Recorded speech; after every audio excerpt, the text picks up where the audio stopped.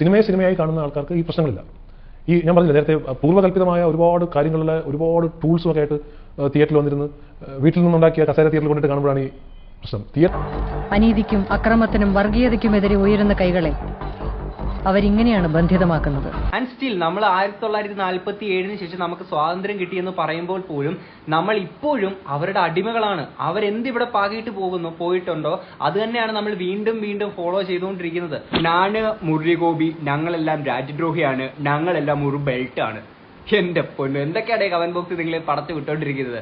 Okay, ഈ മുരളി ഗോപി എന്ന് പറയുമ്പോഴത്തേക്കിന് തന്റെ നിലപാടുകളൊക്കെ ആണെങ്കിൽ സിനിമയ്ക്കകത്തോടെ പച്ചയ്ക്ക് വെട്ടിത്തുറന്ന് പറയുന്ന ഒരു വ്യക്തിയാണ്. അതേപോലെ തന്നെ എന്റെ വീഡിയോ സ്ഥിരം കാണുന്ന ആൾക്കാർക്കറിയാം, ഞാൻ എന്തെങ്കിലും ഒരു വിഷയമൊക്കെ ഉണ്ടെങ്കിൽ നമുക്ക് പറയാനുള്ള കാര്യം പച്ചയ്ക്ക് വെട്ടിത്തുറന്ന് പറയുന്ന ഒരു വ്യക്തിയാണ്. ഈ പറയുന്ന ഒരാളെയും പേടിച്ചിട്ടല്ല, എത്ര വലിയവരാണെങ്കിലും ചെറുവനാണെങ്കിലും പറയാനുള്ള കാര്യം പറയേണ്ട രീതിയിൽ തന്നെ നമ്മൾ പറയുന്ന ഒരു വ്യക്തിയാണ്.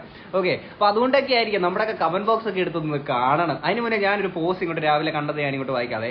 ഇന്ത്യ അത്ഭുതകരം, ഉടനെത്തും സുനിത വില്യംസ്. ആ മാഡത്തിനാണെങ്കിൽ നമ്മുടെ ഒരു ഇന്ത്യയോട് തോന്നിയിരിക്കുന്ന അത്ഭുതകരം എന്നൊക്കെ തോന്നിയ ഒരു സംഭവമില്ലേ, ഇപ്പം ഇന്ത്യയിലോട്ട് ഈ ഒരു അവസ്ഥയിൽ വന്നു കഴിഞ്ഞാൽ ഈ പറഞ്ഞൊക്കെ മാറ്റി പറയണതായിട്ട് വരും. അതുകൊണ്ട് ദയവ് ചെയ്ത് ആ ഒരു മാഡം ഈ ഒരു അവസരത്തിൽ വരാതിരിക്കുന്നതായിരിക്കും നല്ലത്. കാര്യം അത് നമുക്കാണ് നാണക്കേട്. കാര്യം ആ ഒരു അവസ്ഥയിലൂടെയാണ് പൊക്കോണ്ടിരിക്കുന്നത്. ഓക്കെ, എന്താണെങ്കിലും എന്റെ കമന്റ് ബോക്സ് എന്ന കുറച്ച് കമന്റ്സ് ഞാൻ ഇങ്ങോട്ട് ജസ്റ്റ് ഒന്ന് വായിക്കാതെ. ബ്രോ, സംഘികളിൽ നല്ലവനില്ല, ഒരെണ്ണം പോലും ഉണ്ടാവില്ല, 100% ഗ്യാരണ്ടി ഉണ്ടെങ്കിൽ അതവന്റെ അഭിനയമാണ്. കുള്ളനെ വിശ്വസിച്ചാലും സംഘിയെ വിശ്വസിക്കരുത്. ബ്രോ, അങ്ങനെയല്ല. എന്റെ നല്ലവരായിട്ടുള്ള BJPയിലും RSSലും പ്രവർത്തിക്കുന്ന വിവേക ബുദ്ധിയോടുകൂടി തന്നെ കാര്യങ്ങളെ കാണുന്ന ഒരുപാട് നല്ല സുഹൃത്തുക്കളുണ്ട്. ഞാനത് വെറുതെ പറഞ്ഞല്ല, തള്ളിന് വേണ്ടിയിട്ട് പറഞ്ഞൊന്നുമല്ല, ആരെ സൂചിപ്പിക്കാനും പറഞ്ഞല്ല, ഉള്ള കാര്യമാണ്. അതുകൊണ്ട് തന്നെയാണ് ഞാൻ ആ രീതിയിൽ തന്നെ പറഞ്ഞുകൊണ്ട് ഓരോ വീഡിയോ അത് എടുത്തെടുത്ത് പറയുന്നത്. കാര്യം ഇവിടെയുള്ള ബാക്കിയുള്ള വിഷം തുപ്പുന്ന കുറെ ആൾക്കാർ കാരണം അവർക്കൂടെ ഈ പറയുന്ന നാണക്കേട് ഉണ്ടാവുകയാണ്. അതുകൊണ്ടാണ് ഞാൻ ഓരോന്ന് എടുത്തെടുത്ത് ഇങ്ങനെ പറയേണ്ടതായിട്ട് വരുന്നത്. ഓക്കെ, ഇനി അതുകൊണ്ട് ഞാൻ ആ സുഹൃത്തുക്കളെ മാറ്റി വെച്ചിട്ട് ഈ മണ്ടന്മാരായിട്ടുള്ള വിഷം തുപ്പുന്ന ആൾക്കാരുണ്ടല്ലോ, അവരുടെ 2-3 കമന്റ്സ് ഞാൻ ഇനി ഇങ്ങോട്ട് വായിക്കാതെ. അവതാരകൻ രാജ്യദ്രോഹി, ഇവന്റെ മേൽ കേസെടുക്കാൻ ഇവിടെ ഒരു സർക്കാരും ഇല്ലേ? എന്റെ പൊന്നോ, ഇങ്ങനെ കുറച്ച് കുറെ ഉണ്ട്. അപ്പോൾ നമ്മൾ BJPക്കെതിരെ എന്തെങ്കിലും ഒന്ന് സംസാരിച്ചു കഴിഞ്ഞാൽ നമ്മൾ നേരെ രാജ്യദ്രോഹിയാണ്, നമുക്കെതിരെ കേസെടുക്കണം. ഇതാണ് BJP നമ്മുടെ നാട്ടിൽ ഭരണത്തിൽ വന്നാൽ ഉണ്ടാവാൻ പോകുന്ന ഭീകരാവസ്ഥ. ആ സിനിമയ്ക്കകത്ത് കാണിച്ചത് വളരെ കൃത്യമായിട്ടുള്ള കറക്റ്റ് ആയിട്ടുള്ള കാര്യം തന്നെയല്ലേ?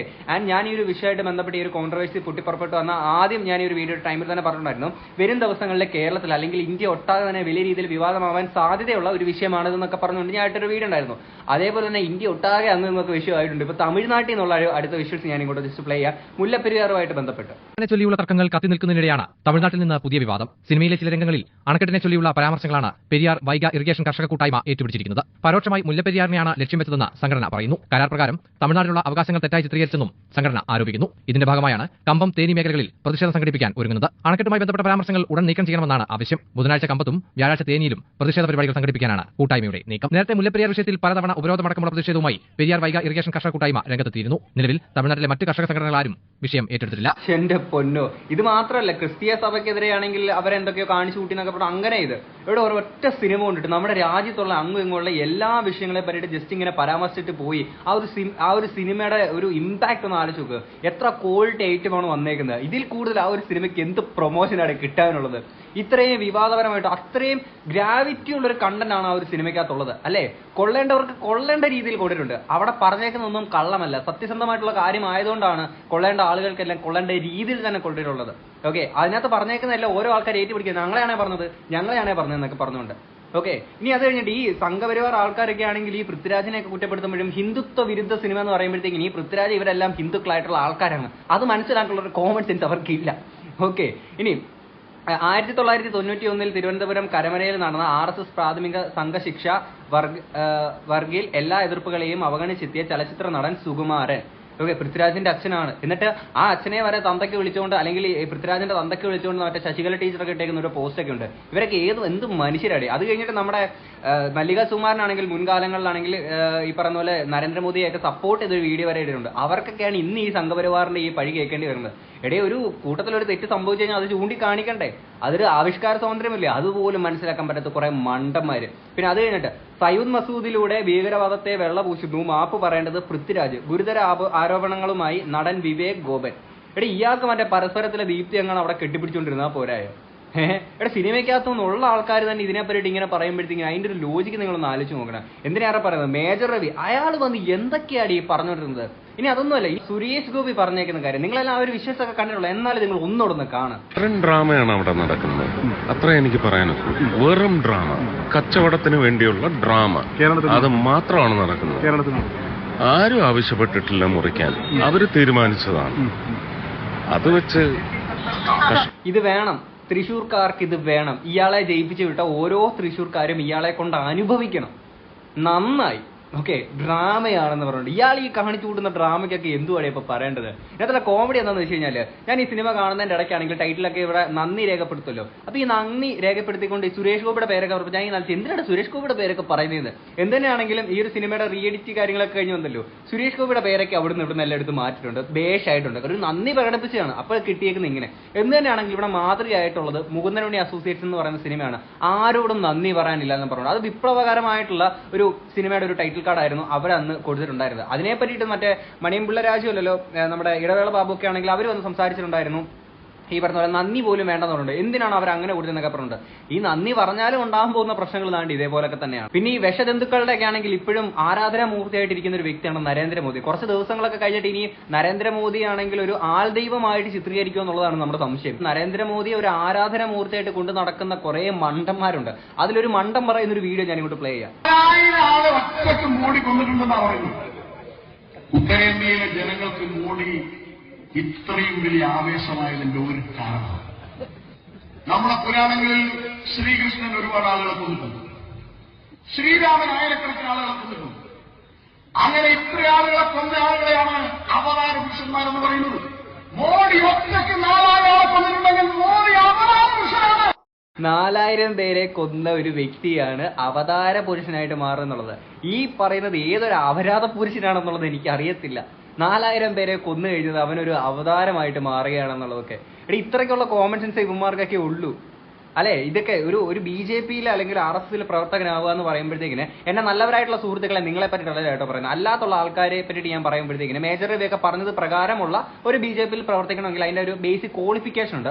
ആ ക്വാളിഫിക്കേഷൻ എന്ന് പറഞ്ഞു കഴിഞ്ഞാൽ നമ്മുടെ തലച്ചോറ് എടുത്ത് മാറ്റിയിട്ട് തലച്ചോറിന്റെ സ്ഥാനത്ത് കുറച്ച് ചാണകം ഉണക്കി പൊടിച്ചിട്ടാണെങ്കിൽ തലച്ചോറിന്റെ സ്ഥാനത്ത് കൊണ്ടുവച്ച് കഴിഞ്ഞാൽ BJP-യിൽ കിട്ടാവുന്ന ഒരു ക്വാളിഫിക്കേഷനാണ്. അതേപോലെ നട്ടല്ലൂരി മാറ്റുക, മുസ്ലിങ്ങളെ കാണുമ്പോഴത്തേക്കിന് തെറി വിളിക്കുക, മുസ്ലിങ്ങളോട് ശത്രുത കാണിക്കുക, പിന്നെ എന്ത് വിഷയം വന്നാലും അതിനകത്ത് വർഗീയത കലർത്തുക, പിന്നെ ഹിന്ദുക്കൾ ഇപ്പം ഒരു BJP എന്നുള്ള സംഘടനയ്ക്ക് അപ്പുറത്തേക്ക് എന്തെങ്കിലും ഒരു വിഷയം വന്നു കഴിഞ്ഞാൽ നേരെ ഹിന്ദുക്കളെ ചേർത്ത് പിടിച്ചു. കേട്ടോ, ഹിന്ദുക്കളോട് എല്ലാവരും ഇങ്ങനെ കാണിച്ചു എന്ന് പറഞ്ഞ് ഹിന്ദുക്കളെ ചേർത്ത് പിടിക്കുക, നമ്മുടെ നാട്ടിലെ ക്രമസമാധാനം നഷ്ടപ്പെടുത്തുക. ഇത്തരം കാര്യങ്ങളൊക്കെ ചെയ്തു കഴിഞ്ഞാലാണ് ഒരു BJP-യിൽ പ്രവർത്തിക്കാനുള്ള ഒരു ബേസിക് ക്വാളിഫിക്കേഷൻ. ഇതൊന്നും അല്ലാതെ വിവേകത്തോടുകൂടി തന്നെ കാണുന്ന ചില ആളുകളുണ്ട്. അവരെ കുറിച്ചിട്ടൊക്കെ കഴിഞ്ഞ ദിവസം മേജർ രവി തന്നെ പറഞ്ഞ കാര്യമാണ്, ഇങ്ങനെ കുറെ ആൾക്കാരുണ്ട് നമ്മുടെ ഇവിടുന്നൊക്കെ എടുത്ത് BJP-ന്ന് എടുത്ത് മാറ്റേണ്ട ആൾക്കാരെന്ന്. ഓക്കെ, നല്ലവരായിട്ടുള്ള ആൾക്കാരെ ഇവിടുന്ന് എടുത്ത് മാറ്റണം. മേൽ പറഞ്ഞ ക്വാളിഫിക്കേഷനിൽ പെടുന്ന ആൾക്കാരൊക്കെ ആണെങ്കിൽ ഇതിൽ ഉൾപ്പെടണം എന്നുള്ള രീതിയിലൊക്കെയാണ് മേജർ രവി പോലുള്ള ആൾക്കാരൊക്കെ പറയുന്നത്. ഇനി ഈ സിനിമയ്ക്കകത്ത് 17 വെട്ടിക്കേറല എന്നുള്ളത് വീണ്ടും മാറിയിട്ട് 10-24 വെട്ടിക്കേറലായിട്ട് മാറിയിട്ടുണ്ട്. അതിൽ ഈ ഒരു വെട്ടിക്കേറലാൻ വേണ്ടിയിട്ട് നമ്മുടെ റിപ്പോർട്ടർ ചാനലിൽ പറയുന്ന ഒരു ഭാഗം ഞാൻ ഇങ്ങോട്ട് ജസ്റ്റ് പ്ലേ ചെയ്യാം. മാറ്റിയ ചിത്രങ്ങൾ അത് കൗസർ ബാനു എന്ന് പറയുന്ന 9 മാസം ഗർഭിണിയായ പെൺകുട്ടിയെ സ്ത്രീയെ അതിക്രൂരമായി ബലാത്സംഗം ചെയ്ത് സ്ത്രീ വെട്ടിമാറ്റാൻ പോകുന്നത് കൗസർ ബാനു സാങ്കല്പികമാണോ?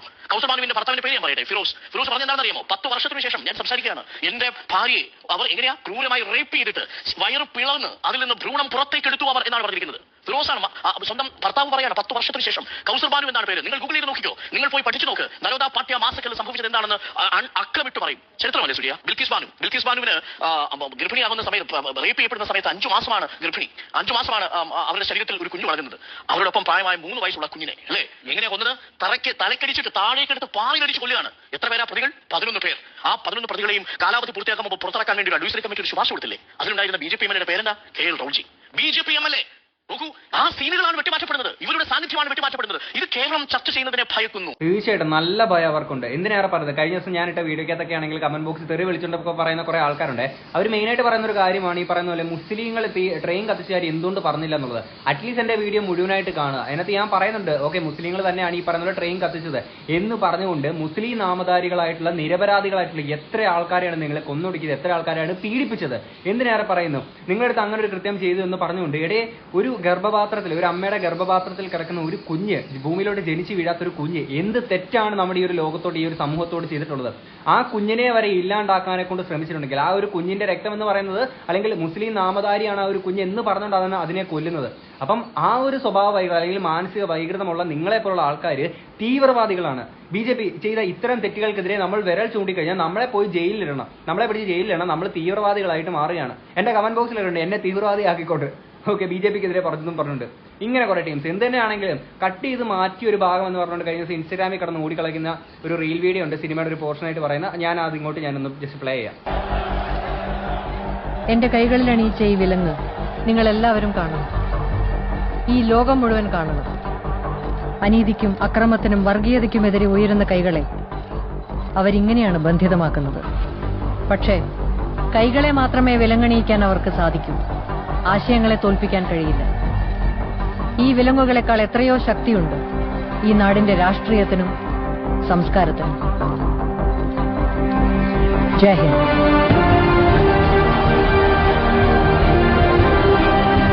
പൊള്ളൂടെ ഇതൊക്കെ തിയേറ്ററിൽ എന്തോരം രോമാഞ്ചിഫിക്കേഷൻ അടുപ്പിച്ച സീനാന്നറിയാവോ?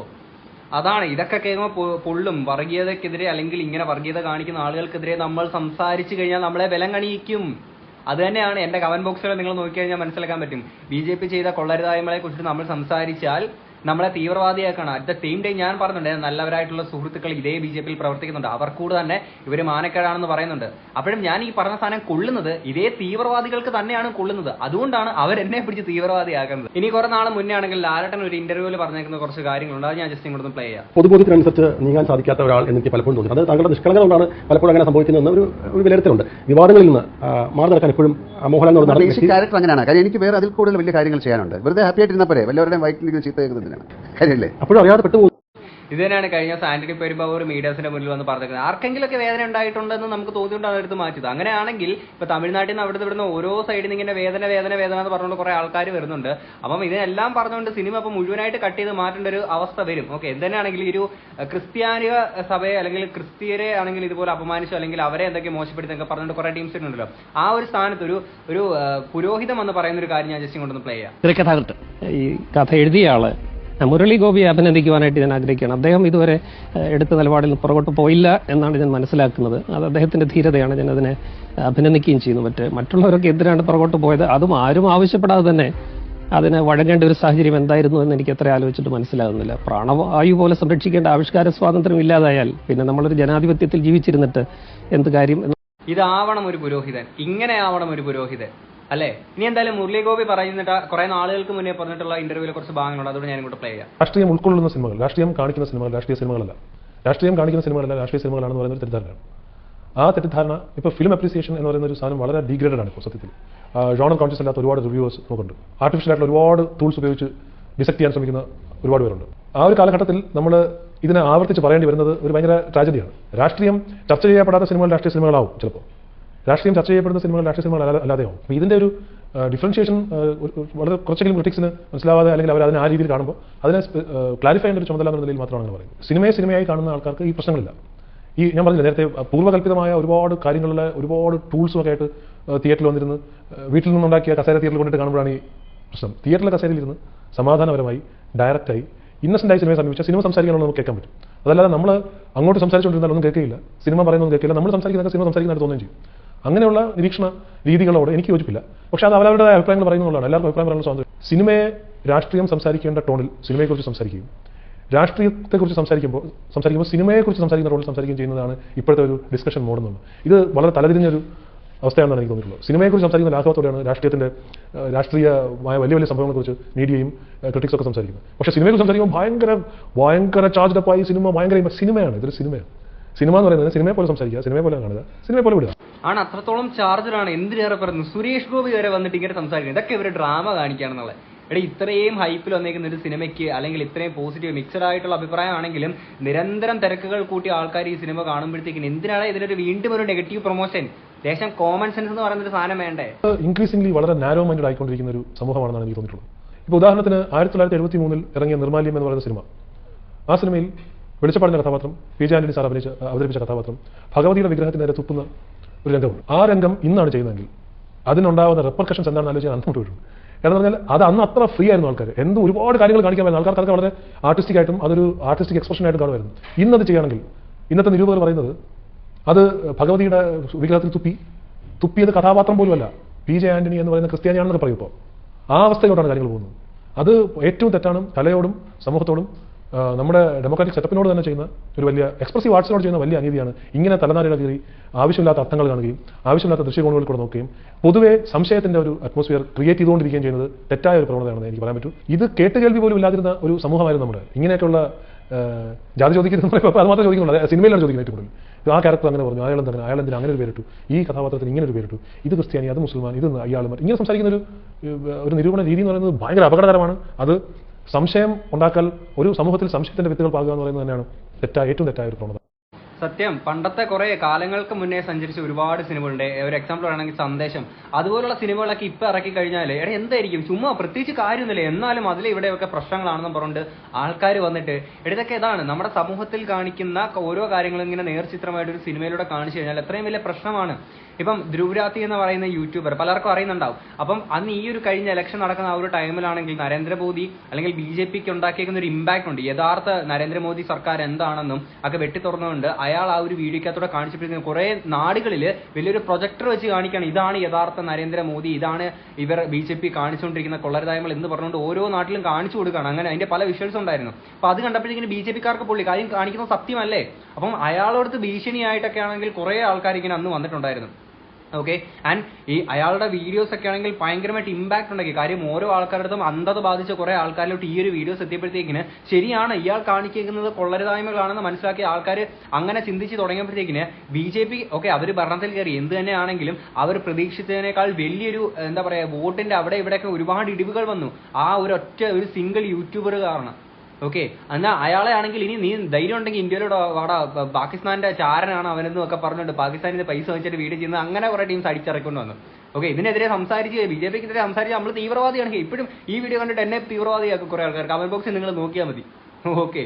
അന്ന് അയാൾ നീ ഇന്ത്യയിലോട്ട് നിന്നെ ഏതാണ്ട് മറിക്കും കൊലയ്ക്കും എന്നൊക്കെ പറഞ്ഞിട്ട് അയാൾ പിറ്റേ ദിവസം ഇന്ത്യ ഗേറ്റിന്റെ മുന്നേ ഒരു വീഡിയോ ഇട്ടു. എന്ത് ആരെയും കണ്ടില്ലല്ലോ എന്ന് പറഞ്ഞുകൊണ്ട് ചൂളിപ്പോയില്ലേ ഇവിടുത്തെ BJPയിലെ കുറെ ആൾക്കാരൊക്കെ. അത്രേ ഉള്ളൂ പറയുന്നത്. ഇപ്പൊ ഞാൻ പറയുന്നല്ലോ, ഇപ്പൊ നമ്മൾ ഈ പറയുന്ന ഓരോ രാഷ്ട്രീയ പാർട്ടി ആണെങ്കിൽ നമ്മുടെ രാജ്യത്തിന് എന്തെങ്കിലും സേവനം ചെയ്യാൻ വേണ്ടിയിട്ടുള്ളതാണ്. അല്ലാതെ സ്വാർത്ഥ താല്പര്യങ്ങൾക്കനുസരിച്ച് ബാക്കിയുള്ളവരെ കൊന്നൊടുക്കാനോ അല്ലെങ്കിൽ ബ്രിട്ടീഷുകാർ കൊണ്ടുവന്നേക്കുന്ന ഡിവൈഡ് ആൻഡ് റൂൾ എന്ന് പറയുന്ന സാധനങ്ങളൊക്കെ ഇല്ലേ, അതൊക്കെ തുടച്ച് നീക്കടേ. ഇതിനു മുന്നേ നമ്മുടെ കാലങ്ങൾക്ക് മുന്നേ സഞ്ചരിച്ച സിനിമയാണ് കാലാപ്പാനി. അതിനകത്ത് ലാലേട്ടന്റെ ഒരു സീനുണ്ട്. അതായത് ഈ ഒരു ഡിവൈഡ് ആൻഡ് റൂൾ എന്ന് പറഞ്ഞാൽ നിങ്ങളിപ്പോൾ കൊണ്ടുവന്നിരിക്കുന്ന ഈ ഒരു സാധനം എന്ന് വെച്ചാൽ ഇന്ത്യക്ക് നാളുകളിൽ ഒരുപക്ഷെ സ്വാതന്ത്ര്യം കിട്ടിയാലും ജനങ്ങൾക്കിടയിൽ ഭിന്നത ഉണ്ടാവണം, ഇങ്ങനെ തന്നെ കലഹിച്ച് ഇവർ തീരണം എന്നുള്ള നിങ്ങളുടെ ആ ഒരു ആശയം അത് ഇവരോട്ട് ഇഞ്ചക്ട് ചെയ്ത് വിട്ടേക്കായിരുന്നു. അന്ന് ലാലേട്ടൻ പറയുന്നൊരു സീനുണ്ട്, ആ സിനിമ കണ്ടിട്ടുള്ള ആൾക്കാർക്കറിയാം. അപ്പം എക്സാക്ട്ലി അവരെന്ത് ഉദ്ദേശിച്ചു അത് തന്നെയാണ് ഇവിടെ നടന്നുകൊണ്ടിരിക്കുന്നത്. ആൻഡ് സ്റ്റിൽ നമ്മൾ 1947 ശേഷം നമുക്ക് സ്വാതന്ത്ര്യം കിട്ടിയെന്ന് പറയുമ്പോൾ പോലും നമ്മൾ ഇപ്പോഴും അവരുടെ അടിമകളാണ്. അവരെന്തിവിടെ പാകിയിട്ട് പോയിട്ടുണ്ടോ അത് തന്നെയാണ് നമ്മൾ വീണ്ടും വീണ്ടും ഫോളോ ചെയ്തുകൊണ്ടിരിക്കുന്നത്. ഒന്ന് ആലോചിച്ച് നോക്കിയാൽ മനസ്സിലാക്കാൻ പറ്റും. തലച്ചോറിന് പകരം ചാണകം പൊടിച്ച് കലക്കി വെച്ചേക്കുന്ന ആൾക്കാർക്ക് ഒരുപക്ഷെ ഇത് മനസ്സിലാവണമെന്നില്ല. എന്തിനാണെങ്കിലും ഇതിനെപ്പറ്റിയുള്ള നിങ്ങളുടെ അഭിപ്രായങ്ങൾ തീർച്ചയായിട്ടും കമന്റ് ബോക്സിൽ പറയാം. നമുക്ക് എന്തായാലും അടുത്തൊരു വീഡിയോ കാണാം. അപ്പോൾ ശരി, ബൈ.